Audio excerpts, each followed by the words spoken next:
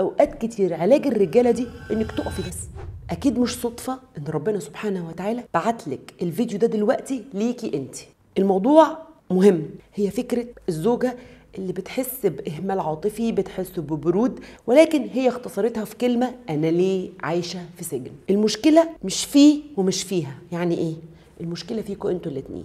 الناحيه الاولانيه هو من ناحيه تربيه، اتربى على فكره ان الرجوله سيطره، عنده خوف رهيب من انه يفقد السيطره. خوفه ده ناتج ان هو فاكر ان الامان ان انا ابقى مسيطر، الامان ان انا اكون متحكم وماسك في كل حاجه. عنده قناعه جواه ان الست دايما غلط، علشان هو صوره الام عنده وصوره الخاله صوره الست اتبنت من زمان بالصوره دي، فهو دايما مقتنع ان الست كده. الرابعه بقى، ودي مهمه جدا جدا جدا جدا، سكوتك هو اللي زود عنده الموضوع.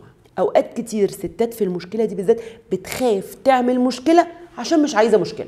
اوقات كتير علاج الرجاله دي انك تقفي بس، تقولي انا ليا كرامه وليا راي وليا قيمه وليا ليكي حقوق.